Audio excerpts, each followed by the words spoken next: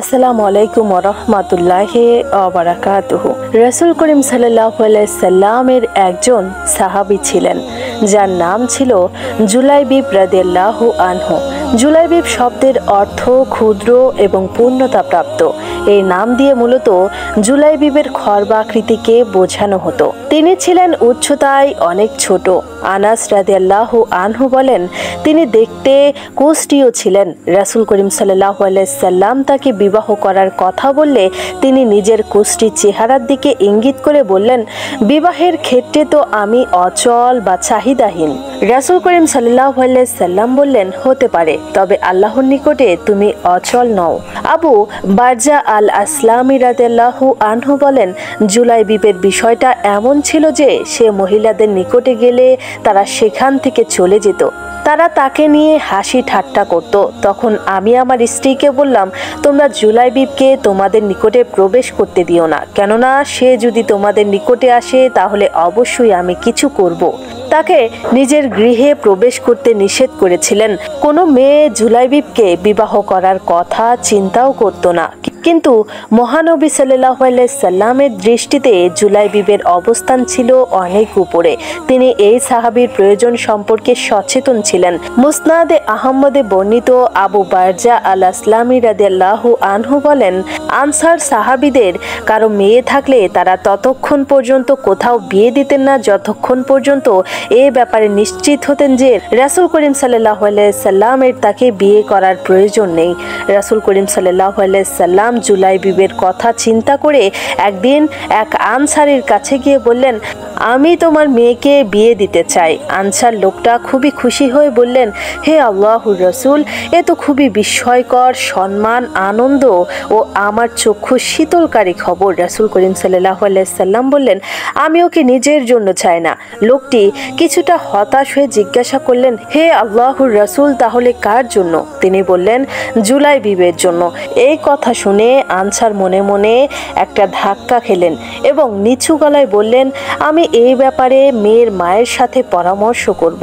এই বলে লোকটি তার স্ত্রীর কাছে চলে গেলেন এবং সব খুলে বললেন। স্ত্রী তার মতোই রাসূল করিম সাল্লাল্লাহু আলাইহি সাল্লাম কর্তৃক জুলাইবিবের সাথে মেয়ের বিবাহের প্রস্তাব শুনে স্তব্ধ হয়ে বললেন, জুলাইবিবের সাথে? না, কখনোই নয়। আল্লাহর শপথ, আমরা আমাদের নিজের মেয়ের সাথে এর বিয়ে দেব না।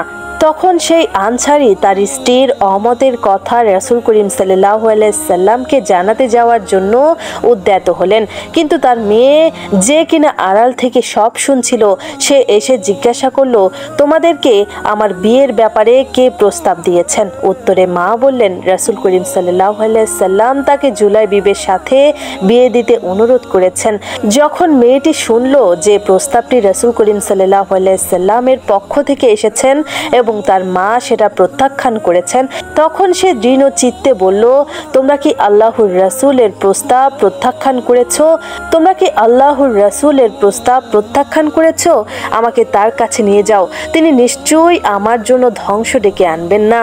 অন্য বর্ণনায় এসেছে, মেয়েটি বলল, আমি এই ব্যাপারে রাজি হলাম এবং রাসূল করিম সাল্লাল্লাহু আলাইহি সাল্লামের সম্মতির প্রতি আত্মসমর্পণ করলাম।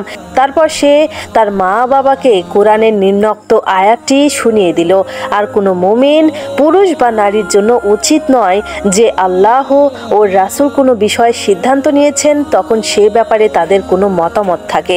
আর যে আল্লাহ ও তার রাসূলকে অমান্য করে সে সুস্পষ্ট গোমরাহিতে নিমজ্জিত হয়েছে। অতঃপর তার পিতা মেয়েকে সাথে নিয়ে রাসূল করিম সাল্লাল্লাহু আলাইহি সাল্লামের দরবারে গিয়ে তার মেয়ের দৃঢ়তার কথা জানালেন এবং বললেন, আমার মেয়ের জন্য যেটা ভালো মনে করেন সেটাই করুন। মেয়েটির মতামত শুনে রাসূল করিম সাল্লাল্লাহু আলাইহি সাল্লাম তার জন্য দোয়া করলেন, হে আল্লাহ, তুমি তার প্রতি কল্যাণ নাজিল করো এবং তার সংসার জীবন কষ্টদায়ক করো না। অতঃপর রাসূল করিম সাল্লাল্লাহু আলাইহি সাল্লাম জুলাইবিবের সাথে তার বিবাহ সম্পাদন করলেন। এর অব্যবহিত পরেই রাসূল করিম সাল্লাল্লাহু আলাইহি সাল্লাম কোনো এক যুদ্ধে বের হলেন এবং এক পর্যায়ে আল্লাহ তাআলা মুসলমানদের বিজয় দান করলেন। রাসূল করিম সাল্লাল্লাহু আলাইহি সাল্লাম বললেন, তোমরা কি কাউকে হারিয়ে ফেলেছো? সাহাবাগণ বললেন, না, আমরা কাউকে হারাইনি। তিনি বললেন, কিন্তু আমি যে জুলাইবিবকে দেখতে পাচ্ছি না, তোমরা তাকে নিহতদের মাঝে খোঁজ করো।